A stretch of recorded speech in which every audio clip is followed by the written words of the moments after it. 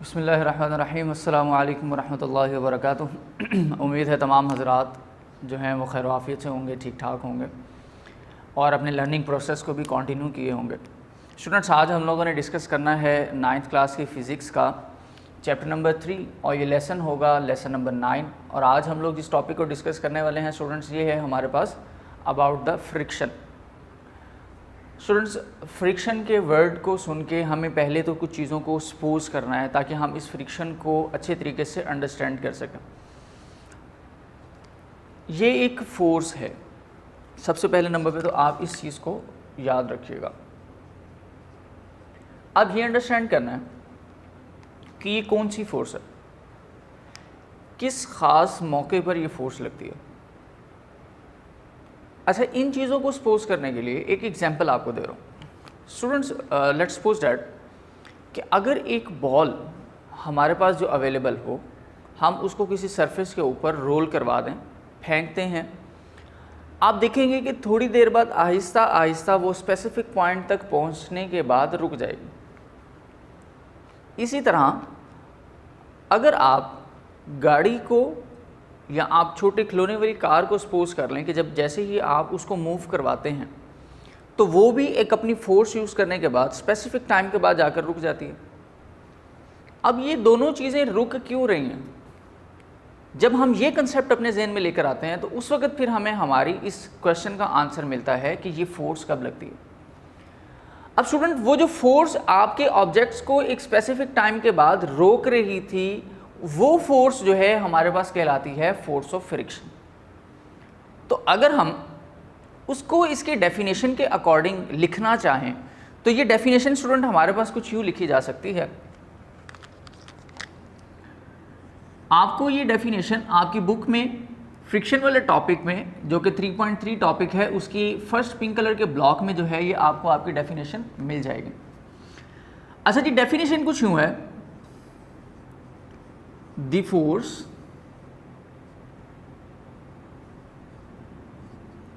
that opposes motion of moving objects and this is called friction। अब students, यहाँ पर according to definition आप इस चीज़ को देख सकते हैं कि द फोर्स एक ऐसी फोर्स डेट अपोजिस जो किसी चीज़ को रोकने की कोशिश करती है। अच्छा, कहाँ पर रोकने की कोशिश करती है? When the object is in a state of motion. ये फोर्स उस वक्त लगती है, उस ऑब्जेक्ट को तब रोकने की कोशिश करती है जब ऑब्जेक्ट जो है वो मूव कर रहा होता है या मोशन के अंदर होता है। तो ऐसी फोर्स को स्टूडेंट्स हम लोग फिर नाम देते हैं द फोर्स ऑफ फ्रिक्शन। अच्छा स्टूडेंट्स, इसी तरह अब हम लोगों ने ये भी अंडरस्टैंड करना है कि ये फोर्स ऑफ फ्रिक्शन हमारे पास किन कंडीशंस के मुताबिक आती है, या ऐसी कौन कौन सी पॉसिबिलिटीज़ हैं, ऐसी कौन कौन सी स्टेट्स हैं जिनके ऊपर ये हमारी जो फोर्स ऑफ फ्रिक्शन है ये डिपेंड करती है। तो यहाँ पर स्टूडेंट्स मैं आपको आपके सिर्फ 2 पॉइंट्स बताऊँगा और इन 2 पॉइंट्स के अंदर स्टूडेंट्स आपको ये बात क्लियर होगी और आपने इनको याद भी रखना है कि हमारे पास फोर्स ऑफ फ्रिक्शन किन 2 चीज़ों की वजह से ज़्यादातर लगती है। अच्छा, वो स्टूडेंट्स अगर हम उनकी डिपेंडेंस यहाँ पर लिखें, इट डिपेंड्स अपॉन कि ये किन चीज़ों पर डिपेंड करती है, तो स्टूडेंट्स मैं यहाँ पर सिर्फ और सिर्फ 2 मेंशन कर रहा हूँ। सबसे पहले नंबर पे तो स्टूडेंट्स हमारे पास आती है नेचर ऑफ 2 ऑब्जेक्ट्स और सेकंड नंबर पे स्टूडेंट्स जो हमारे पास आती है वो होगी प्रेसिंग फोर्स। अच्छा स्टूडेंट, इसी तरह अब ये देखें कि नेचर ऑफ 2 ऑब्जेक्ट्स और मैंने यहाँ एक चीज़ मेंशन की, pressing force. Nature of 2 object से मुराद स्टूडेंट्स ये है कि हमेशा जो भी ऑब्जेक्ट आपका मूव कर रहा है वो किसी ना किसी सरफेस पे तो मूव करेगा। जैसे लेट्स सपोज कि मैं अगर अपने एक बॉल को एक स्मूथ सरफेस के ऊपर रोल करवाता हूँ, तो अब आपके पास यहाँ पर nature of 2 objects means that कि नेचर ऑफ 2 सर्फेसिस हम यहाँ पर बल्कि लिख लें तो ज़्यादा बेहतर होगा। अच्छा, अब यहाँ पर 2 सर्फेसिस से मुराद चीज़ ही आ गई है स्टूडेंट कि एक आपकी बॉल की सरफेस और दूसरी आपकी हॉरिजॉन्टल प्लेन की सरफेस जिस पर आपकी जो बॉल है वो रोल करवा रही है। अच्छा, फॉर एग्जाम्पल कि अगर ये बॉल एक स्मूथ फर्श पे, ठीक है, फ्लोर पर जो है अगर मैं मूव करवाऊँ तो बहुत ईजीली मूव करना शुरू कर देगी और शायद काफ़ी दूर तक चली जाए।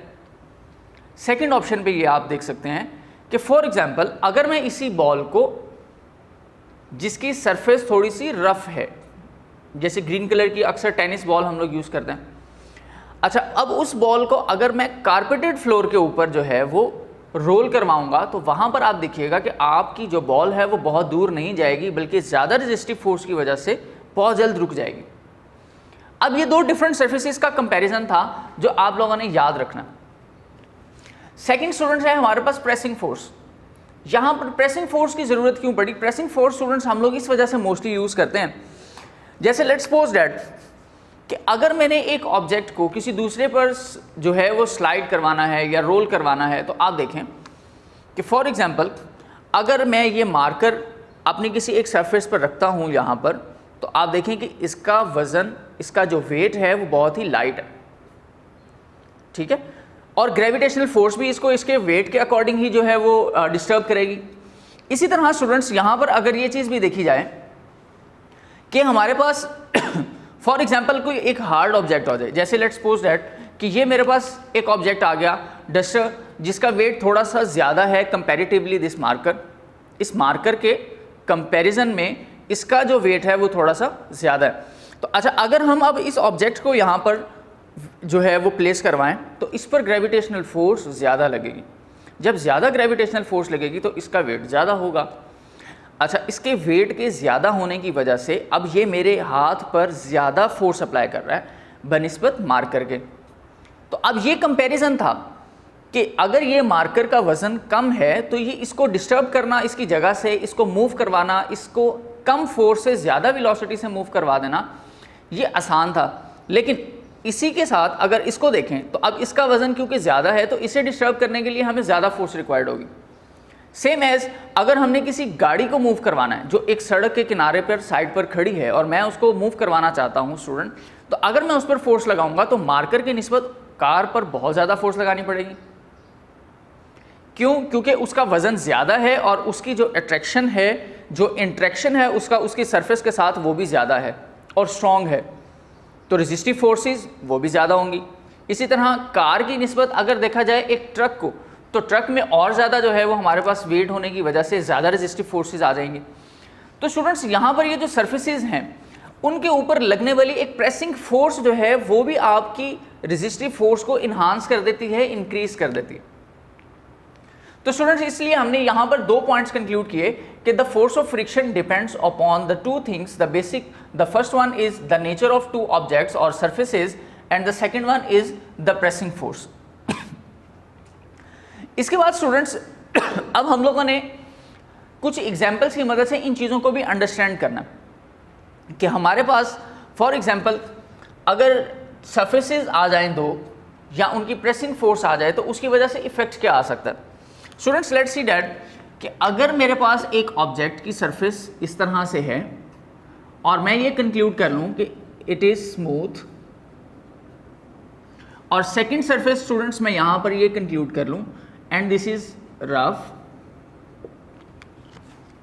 जो स्टूडेंट्स रफ सरफेस होगी उस रफ सरफेस में आपने इस चीज़ को भी याद रखना है कि आपकी जो सरफेस है वो थोड़ी सी इस तरह से up and down tit and bits के साथ होगी, ठीक है, और इसके अंदर जो है इसी तरह से इस सरफेस के अंदर पिट्स एंड बम्प्स भी आ सकते हैं, यानी अप एंड डाउन आ रहे हैं बहुत ज़्यादा। अच्छा इसी तरह अब मैं एक ही ऑब्जेक्ट को यहाँ पर प्लेस करवाता हूँ, जैसे लेट्स सी कि मैंने एक ऑब्जेक्ट जिसका मैस स्पेसिफिकली m है, कोई भी स्पेसिफिक मैस है, इस ऑब्जेक्ट को मैंने इसके ऊपर अटैच किया, रख दिया। इसी तरह सेम मैस के ऑब्जेक्ट को मैं यहाँ पर भी प्लेस करवा देता हूँ। अब इसमें भी स्टूडेंट से यह चीज़ याद रखिएगा कि यहाँ पर फॉर एग्जांपल कि ये वाली जो सरफेस है हमारे पास इस ऑब्जेक्ट की, ये भी थोड़ी सी रफ होगी। फॉर एग्जांपल अगर ये मैंने वुड ब्लॉक ले लिया तो वुड ब्लॉक को हम पॉलिश भी कर लें तो माइक्रोस्कोपिक व्यू के अंदर हमें हमेशा ऑब्जेक्ट्स के पास थोड़े से अप एंड डाउन नज़र आएंगे और इसकी डायग्राम भी आपको आपके पेज पर मिल जाएगी। अच्छा स्टूडेंट्स यहाँ पर अब ये देखिएगा मैसेज सेम है, सिर्फ और सिर्फ मैंने नीचे वाली जो प्लेन सर्फेसेस थी उनको चेंज किया, एक स्मूथ है एक रफ है। आप जैसे ही इस ऑब्जेक्ट पर फोर्स अप्लाई करेंगे, ये ऑब्जेक्ट कॉन्टिन्यूसली आगे की तरफ मूव कर देगा और आसानी से मूव करेगा क्योंकि नीचे वाली सरफेस हमारे पास स्मूथ है, हम इसको बहुत ही आसानी के साथ मूव करवा सकते हैं। लेकिन जैसे ही हम फोर्स इस ऑब्जेक्ट पर लगाएंगे तो अब ये ऑब्जेक्ट, क्योंकि इसकी नीचे वाली एक सरफेस रफ थी और जो नीचे वाला प्लेन था वो भी रफ है, तो दोनों रफ जो हैं वो आपस में क्या करेंगे स्टूडेंट्स, इनके दरमियान एक तो कोल्ड वेल्ड्स क्रिएट हो जाएंगे। अब कोल्ड वेल्ड्स एक वर्ड मैंने यहाँ पर यूज़ किया, ये कोल्ड वेल्ड से क्या मुराद है स्टूडेंट्स? यहाँ पर कोल्ड वेल्ड से मुराद ये है कि इनके दरमियान ये जो बनने वाले पार्ट्स थे, जो हमारे पास इस तरह से अप एंड डाउन शो हो रहे थे कि सरफेसेस जो हैं वो आपस में अटैच हो रही हैं इस तरह से कि फॉर एग्जांपल ये एक पार्ट है हमारे पास और इस पार्ट में आप ये देखें कि ये चीज़ें यहाँ पर इस तरह से अटैच हो जाती हैं रफ सरफेसेस के अंदर, तो ये कोल्ड वेल्ड्स क्रिएट हो जाते हैं इनके दरमियान, ठीक है। अच्छा, अब इन कोल्ड वेल्ड्स का नुकसान क्या है कि फॉर एग्जाम्पल अगर ये ऑब्जेक्ट को हमने प्लेस करवा दिया और ये इस तरह से फिक्स हो गए, तो अब इनको डिस्टर्ब करवाना, अपर सरफेस को डिस्टर्ब करना ज़्यादा डिफिकल्ट होगा। इसी तरह अगर हम अपनी स्टार्टिंग फ्रिक्शन में, हमारे पास यहाँ पर 2-3 तरह की फ्रिक्शन आती हैं स्टूडेंट्स जिन्हें हम डिस्कस करते हैं। हमारे पास स्टार्ट में जो सबसे पहली जो फ्रिक्शन है वो हमारे पास स्टूडेंट्स होती है static friction.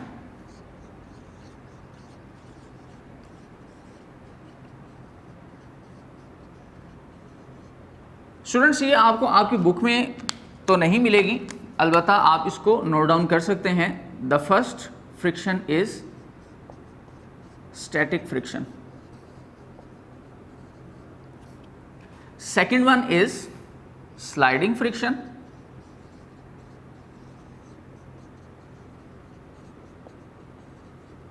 and the third one is rolling friction.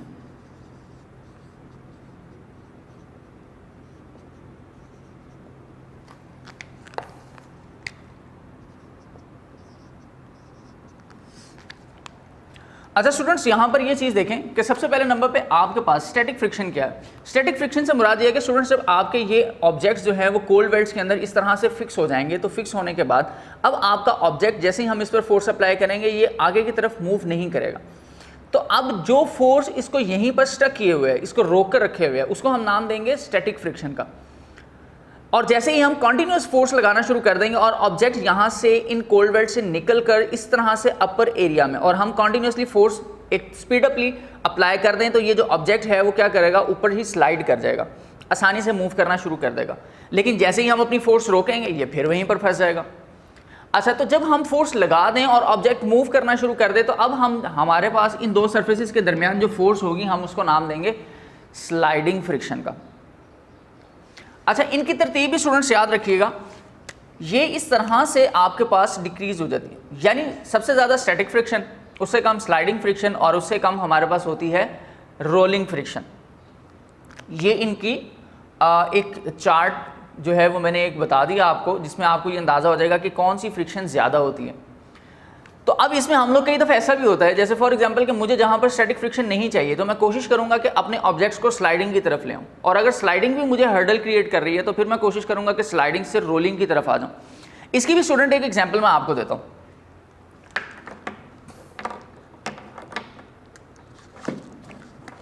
जैसे स्टूडेंट्स लेट्स सी दैट कि मेरे पास एक ये बुक है। अब इस बुक को अगर आप देखें तो मैं फॉर एग्जांपल इस पर एक डस्टर रख रहा हूँ। जैसे ही मैं इस डस्टर को इस तरह से स्ट्रेट जो सरफेस है उस पर प्लेस करवाऊंगा और इस पर फोर्स अप्लाई करूंगा तो ऑब्जेक्ट आगे की तरफ मूव करेगा। लेकिन क्योंकि हमारे पास सरफेसेस थोड़ी सी रफ हैं तो इस वजह से थोड़ी सी हर्डल ज़रूर आएगी स्टार्ट के अंदर।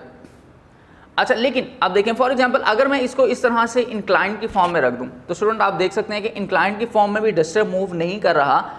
अब ये क्यों मूव नहीं कर रहा है यहाँ पर, उसकी वजह ये है कि यहाँ पर इस वक्त ये जो एक जो है रफ सरफेस और एक जो है वो स्मूथ सरफेस वाला कंपैरिजन यहाँ पर आ रहा है, ठीक है। और कुछ ऐसे पॉइंट्स होंगे जहाँ पर दोनों सरफेसेस रफ हो जाएंगी तो जो कोल्ड वेल्ड्स हमारे पास बन रहे होंगे वो इस ऑब्जेक्ट को यहाँ पर होल्ड करेंगे ताकि ये नीचे की तरफ मूव ना करे।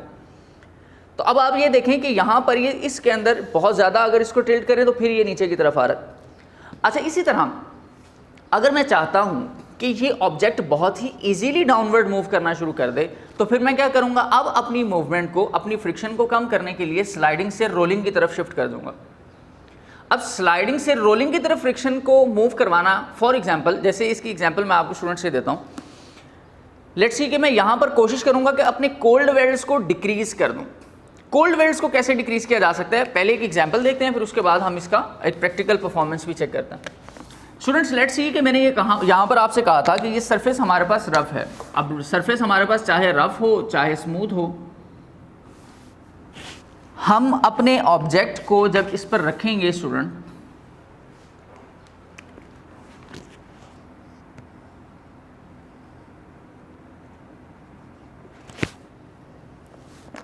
तो मैं यहां पर इसके नीचे एक फॉर एग्जांपल टायर की तरह के ऑब्जेक्ट्स मूव कर लगा दूंगा। स्टूडेंट्स इनका फायदा क्या होगा, अब ये चीज याद रखिएगा, आपके पास कोल्ड वेल्ड इंक्रीज तब करते हैं जब आपकी दो सरफेसेस के दरमियान इंटरेक्शन ज्यादा हो जाए। एक सरफेस ऑफ ऑब्जेक्ट दूसरे सरफेस ऑफ ऑब्जेक्ट के साथ जितना ज्यादा अटैच होगा उतने ज्यादा कोल्ड वेल्ड यहां पर होल्ड करेंगे और हमारे पास फ्रिक्शन इंक्रीज हो जाएगी। अब फ्रिक्शन को कम करने का सबसे आसान तरीका तो ये है कि हम अपने कोल्ड वेल्ड्स को डिक्रीज कर दें, और कोल्ड वेल्ड को डिक्रीज करने का यहां पर तरीकाकार ये होगा कि आप कोशिश ये करके अपनी सरफेसेस के दरमियान फासला बढ़ा दें। अब देखें यहां पर कोल्ड वेल्ड्स बहुत ज़्यादा थे, यहां पर कोल्ड वेल्ड्स कितने हैं, यानी पॉइंट ऑफ इंटरेक्शंस कितने हैं। तो स्टूडेंट्स यहां पर आप देखें कि पॉइंट्स ऑफ इंटरेक्शन इस सरफेस में और इस सरफेस के अंदर सिर्फ ये 1 और 2 बस, इसके अलावा कहीं पर भी ये दो ऑब्जेक्ट्स आपस में जो है वो टच नहीं कर रहे। तो अगर यहां पर इनके दरमियान सरफेसेस कम अटैच होंगी तो इसका मतलब ये होगा कि हमारे पास जो हमारी वैल्यू है कोल्ड वेल्ड्स की वो डिक्रीज हो जाएगी और हमारी जो ऑब्जेक्ट्स की मूवमेंट है वो इजीली ट्रैवल करना शुरू कर देगी, मूव करना शुरू कर देगी। प्रैक्टिकल एग्जांपल देखते हैं स्टूडेंट्स। लेट्स सी कि ये मैं अपनी एक बुक के ऊपर यही एक रफ सरफेस एक मैस m जो है वो मैं प्लेस करवाता हूँ, और लेट्स सी कि मैं पहले अगर देखें तो इनके दरमियान सरफेसेस की अटैचमेंट ज़्यादा है, लेकिन अब अगर मैं इनके इस दरमियान एक ये रोलिंग ऑब्जेक्ट्स रख दूँ,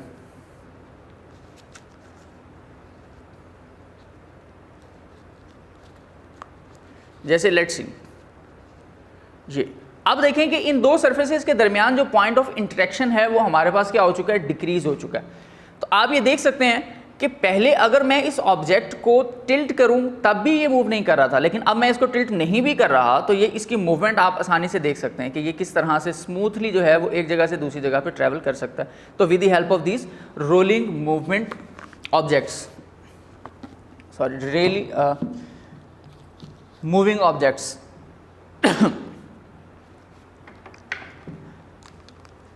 अच्छा स्टूडेंट्स, इसी तरह अब हम लोगों ने डिस्कस कर लिया अपने कोल्ड वेल्ड्स को, इन चीज़ों को भी हमने डिस्कस कर लिया। अच्छा स्टूडेंट, इसी तरह से अब हमने इस एग्जांपल को भी डिस्कस कर लिया। अब हम लोग चलते हैं इसकी फर्दर जो डिटेल है उसकी तरफ।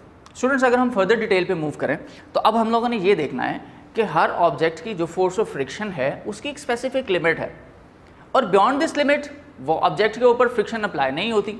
जैसे फॉर एग्जांपल मैंने ये कहा था कि अगर हमारे पास एक गाड़ी जो रुकी हुई है और हम उसको मूव करवाना चाहते हैं, तो हम जब उस पर फोर्स अप्लाई करेंगे और कॉन्टीन्यूसली अगर फोर्स अप्लाई करना शुरू कर दें, तो अगर हमारी फोर्स इंक्रीज़ हो जाए तो हमारा जो ऑब्जेक्ट है उसकी जो ऊपर लगने वाली फ्रिक्शनल फोर्सेस थी उसकी वैल्यू डिक्रीज़ हो जाएगी। इसका मतलब ये था कि उस फोर्स ऑफ फ्रिक्शन की एक लिमिट थी, जैसे ही हमने उस लिमिट को ब्रेक किया अब हमारी फोर्स एप्लीकेबल हो गई है और अब हमारी फोर्स यूज़ होगी हमारे ऑब्जेक्ट को एक जगह से दूसरी जगह मूव करवाने के लिए। तो स्टूडेंट्स, यहाँ पर हमारे पास फिर एक कंसेप्ट जनरेट होता है फोर्स ऑफ लिमिटिंग फ्रिक्शन का, यानी कि एक स्पेसिफिक लिमिट का। तो स्टूडेंट्स, यहाँ पर हमारे पास इनके बारे में भी कुछ डिस्कशन हम लोग शेयर कर लेते हैं। जैसे फॉर एग्जांपल कि जब हम ऑब्जेक्ट पर फोर्स इस डायरेक्शन में लगाते हैं तो हमारी जो फ्रिक्शनल फोर्स है उसकी डायरेक्शन क्या होगी। ये स्टूडेंट्स याद रखिएगा, यहाँ पर जब आपकी फोर्स इस डायरेक्शन में अप्लाई हो रही होगी तो आपकी ये जो नीचे वाली सरफेस है वो फ्रिक्शनल फोर्स की डायरेक्शन इस साइड पर रखेगी। तो आपकी जो फ्रिक्शनल फोर्स की ये डायमेंशन है या डायरेक्शन है वो स्टूडेंट्स ऑपोजिट हो जाएगी आपकी इस फोर्स के। अच्छा, इसी तरह स्टूडेंट्स हम लोगों ने एक पॉइंट डिस्कस करना था फोर्स ऑफ लिमिटिंग फ्रिक्शन का।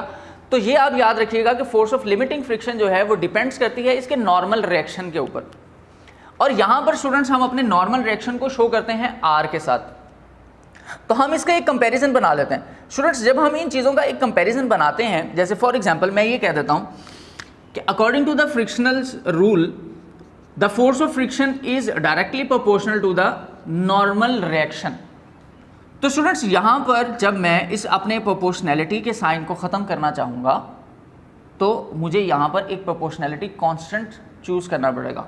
मैं ऐसा करता हूँ कि यहाँ पर एक प्रोपोर्शनैलिटी कांस्टेंट मेंशन कर देता हूँ u का, और ये जो u है स्टूडेंट्स ये आपको बता देगा this is the coefficient of limiting force of friction, यानी ये कोफिशिएंट ऑफ फ्रिक्शन है। अच्छा, इसी तरह से स्टूडेंट्स अब यहाँ पर देखें कि r हमारे पास क्या है। r से मुराद हमने यहाँ पर स्टूडेंट्स लिया था r is the normal reaction.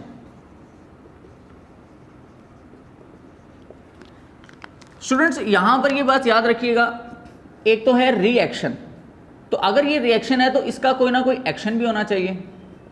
Action क्या है? सेकेंडली नॉर्मल से मुराद होता है at the 90 degree angle, means that perpendicular value. यहाँ पर अगर हम फोर्स इस डायरेक्शन में लगा रहे हैं तो इसके लिए तो रिएक्शन हमारे पास फोर्स ऑफ फ्रिक्शन थी, लेकिन स्टूडेंट्स यहाँ पर और भी कुछ चीज़ें थी जो डिस्टर्ब कर रही थी। जैसे फॉर एग्जांपल इस ऑब्जेक्ट पर लगने वाली डाउनवर्ड मूवमेंट में इस ऑब्जेक्ट के सेंटर से जो फोर्स डाउनवर्ड लगती है which is gravitational force, and if it acts on the mass of an object so it will become the weight. अच्छा स्टूडेंट्स, यहाँ पर अब वेट है और इस वेट का रिएक्शन ये हमारे पास एक्शन हो गया, इसका रिएक्शन हमें नॉर्मल मिलता है। तो अब आप ये देखें कि इस फोर्स में और इस नॉर्मल रिएक्शन आर में जो एंगल है वो स्टूडेंट 90 डिग्री का। तो उसने इस बात को क्लियर किया कि ये वाली जो फोर्स है वो हमारे पास इस नॉर्मल रिएक्शन के ऊपर डिपेंड करती है। तो यहाँ पर आर से मेंशन कर दिया हमने। अच्छा, आर हमारे पास रिएक्शन किस चीज़ का था? वेट का। तो इसका मतलब ये है कि हम इस रिएक्शन को ऐसे आपस में लिख सकते हैं R is equal to W is equal to M and G। R is equal to W and W is mg। So students हमारे पास जो हमारा फाइनली फार्मूला यहाँ पर क्रिएट हो सकता है, यहाँ पर स्टूडेंट्स हम उसको ऐसे मेंशन कर सकते हैं म्यू एंड mg। स्टूडेंट्स ये साइन जो है इसको हम वर्ड में प्रोनाउंस करते हैं म्यू। अच्छा, इसी तरह स्टूडेंट्स मैंने यहाँ पर मेंशन किया फ्रिक्शन का FR, फोर्स ऑफ फ्रिक्शन। लेकिन स्टूडेंट्स यहाँ पर क्योंकि हम लोग डिस्कस कर रहे थे अपनी फोर्स ऑफ लिमिटिंग फ्रिक्शन को, तो लिमिटिंग फ्रिक्शन जो है वो इस रिएक्शन पर डिपेंड करती है, और ये रिएक्शन किसके अकॉर्डिंग था? इसके अकॉर्डिंग। क्यों mg पर डिपेंड कर रही थी? स्टूडेंट्स ये हमने कहा था कि mg की वजह से ऑब्जेक्ट का जो प्रेसिंग फोर्स है वो इंक्रीज कर जाता है। अगर इसका वेट ज़्यादा होगा तो प्रेसिंग फोर्स ज़्यादा, अगर वेट कम तो प्रेसिंग फोर्स कम। और इसी तरह अगर हमारे पास ऑब्जेक्ट की जो प्रेसिंग फोर्स है वो डिक्रीज हो जाए तो हमारे पास ऑब्जेक्ट की मूवमेंट आसान हो जाती है, फ्रिक्शन कम हो जाती है, और अगर ये ज़्यादा हो जाए तो फ्रिक्शन इंक्रीज कर जाती है। तो इस वजह से हमारे पास इस पर डिपेंड कर रही थी। तो हम अपनी इस फ्रिक्शनल वैल्यू को ऐसे Fs के साथ भी मेंशन कर सकते हैं जो शो करेगा आपके पास फोर्स ऑफ लिमिटिंग फ्रिक्शन को। तो ये हमारे पास हमारा फाइनल कंक्लूजन आ सकता है। तो आप इस Fr को Fs भी मेंशन कर सकते हैं जब आपने इसको शो करना हो किसके according? Force of limiting friction के अकॉर्डिंग। तो ये हमारे पास हमारा फॉर्मूला होता है। अच्छा स्टूडेंट्स, यहाँ पर तीन चीज़ें डिफाइन करने के लिए आ सकती है। सबसे पहले नंबर पे तो स्टूडेंट्स हमारे पास ये पूछा जा सकता है कि what is the normal reaction to the applying force या फोर्स ऑफ लिमिटिंग फ्रिक्शन। फिर हमें हमारे पास फोर्स ऑफ लिमिटिंग फ्रिक्शन की डेफिनेशन याद करनी है। फिर हमें हमारे पास कोफिशिएंट ऑफ लिमिटिंग फ्रिक्शन की जो डेफिनेशन है वो याद करनी है। मैं यहाँ मेंशन कर देता हूँ स्टूडेंट्स, जो तीन डेफिनेशन आपने साथ साथ याद करनी है। यहाँ पर सबसे पहले नंबर पे आपको आपके पेज पर मिलेगी कोल्ड वेल्ड्स। ये लेटर्स बोल्ड लेटर्स में आपको ये वर्डिंग्स मिल जाती है, ठीक है, वहाँ पर आपको इसकी डेफिनेशन आसानी से मिल जाएगी। इसी तरह सेकेंड जो आपको मिलता है पॉइंट स्टूडेंट्स वो होगा फोर्स ऑफ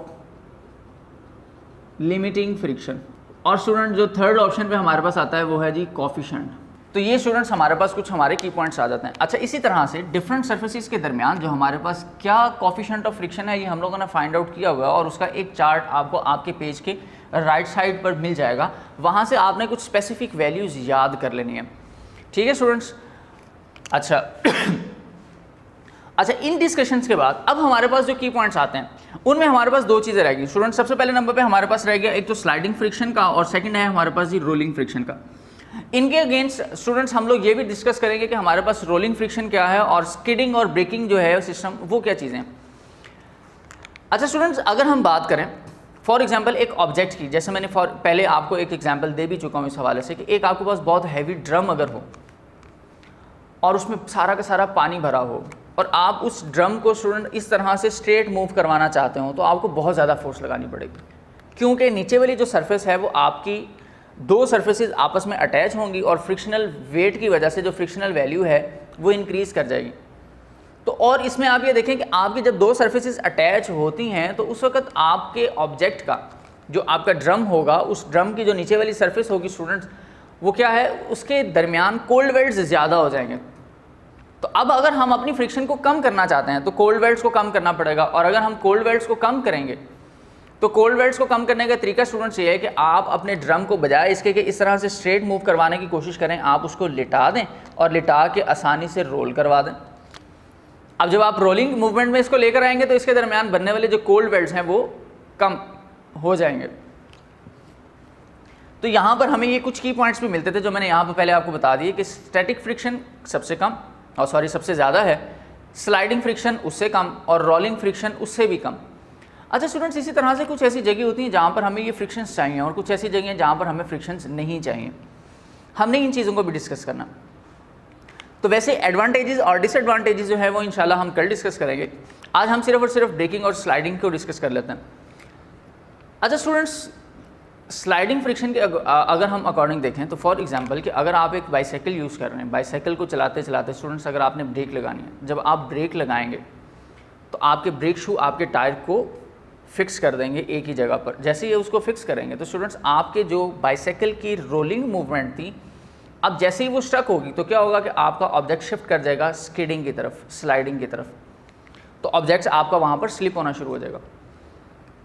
ठीक है। अच्छा, इसी तरह से फॉर एग्जांपल कि अगर आपके पास एक बाईसाइकिल हो और बाईसाइकिल के साथ आप देखें कि आपने एक वेट सरफेस पर अगर आप मूव कर रहे हैं तो वहाँ पर फ्रिक्शन जो है वो आपको चाहिए और ऑब्जेक्ट जो है वो स्मूथली मूव कर लेगा। लेकिन स्टूडेंट्स अगर आपके पास वहाँ पर कोई ऑयल वगैरह जो है वो गिरा हो, तो अब ऑयल की वजह से होता क्या है स्टूडेंट्स, ऑयल हो या वाटर हो या कोई भी लिक्विड मटेरियल आ जाए, उस लिक्विड मटेरियल का एक से एक काम होता है कि वो आपके ये जो कोल्ड वेल्ड्स होते हैं ना, वो इनको फिल कर देता है। जब इसको फिल करेगा तो ऊपर अपर सरफेस जो है वो उसकी लेवल पर आ जाएगी, और जब वो लेवल पर आएगी स्टूडेंट्स तो आपकी सरफेस स्मूथ हो जाएगी। अगर सरफेस स्मूथ हो जाए तो ऑब्जेक्ट्स के स्लिप होने के खतरात ज़्यादा हो सकते हैं। अच्छा स्टूडेंट्स, इसमें फिर आप ये भी चीज़ ये ज़हन नशीन रख सकते हैं, जैसे फॉर एग्जांपल कि आपने किसी जगह पर अगर आपकी सड़क वगैरह जो है वो गीली है या बारिश के दिनों के अंदर जो आपकी सरफेसेस हैं वो थोड़ी सी गीली हो जाती हैं, तो वहाँ पर आपकी बाइक या आपकी साइकिल जो है उसके गिरने के या स्लिप होने के खतरात ज़्यादा हो जाते हैं। ठीक है, वहाँ पर स्किडिंग ज़्यादा हो सकती है। हमने इनकी डेफिनेशंस प्रॉपर जो है वो मैं आपको लिखवा दूंगा जब हम एक्सरसाइज की शॉर्ट क्वेश्चंस करेंगे। यहाँ पर सिर्फ आपने इस चीज़ को याद रखना है कि स्लाइडिंग फ्रिक्शन और रोलिंग फ्रिक्शन क्या है। स्लाइडिंग फ्रिक्शन में दो सर्फेसेस ज़्यादा अटैच होती हैं आपके पास और चीज़ें स्लाइड कर रही होती हैं। रोलिंग फ्रिक्शन के दौरान क्या होता है कि आपके ऑब्जेक्ट्स के दरमियान जो बनने वाले कोल्ड वेल्ड्स हैं वो बहुत ज़्यादा कम होते हैं। और स्टूडेंट्स अगर हम अपने कोल्ड वेल्ड्स को डिक्रीज़ करना चाहें तो पहली बात कि हम अपनी सरफेस को पॉलिश कर दें। अदरवाइज़ आप क्या कर सकते हैं, उसके ऊपर कोई ऑयल या लिक्विड यूज़ कर सकते हैं ताकि जो आपकी सरफेस है उसके अंदर मौजूद जो कोल्ड वेल्ड्स हैं वो फिलअप हो जाएं। जैसे ही वो फिल होंगे तो आपकी सरफेस स्मूथ हो जाएगी। अच्छा, इसी तरह से मोस्टली स्टूडेंट्स आपने देखा होगा कि गाड़ियों की स्किडिंग की जाती है। ठीक है, और इसी तरह से अक्सर आपने देखा होगा कि हमारे पास आइस स्केटिंग भी होती है। तो वहाँ पर स्केटिंग से मुराद स्टूडेंट्स यहाँ पर ये होता है कि आपकी सरफेसेस स्मूथ हो चुकी होती हैं और वहाँ पर आप लोग इजीली स्लिप होकर अपनी जो है वो मूवमेंट शो कर रहे होते हैं। तो स्टूडेंट्स ये कुछ बेसिक इन्फॉर्मेशन थी आपके पास इन चीज़ों से रेलेवेंट जो मैंने आपको कन्वे की। उम्मीद है कि आपको ये चीज़ें एग्जाम्पल्स की मदद से समझ आ जाएंगी। अदरवाइज़ इनकी जो डेफिनेशन है वो आपको आपकी एक्सरसाइज जब करवाऊंगा तब मैं आपको बता भी दूंगा। और इंशाअल्लाह अज़ीज़ कल हम लोग डिस्कस करेंगे अपने advantages, disadvantages and methods of reducing friction को। तो मुझे इजाज़त दीजिए, अल्लाह हाफ़िज़।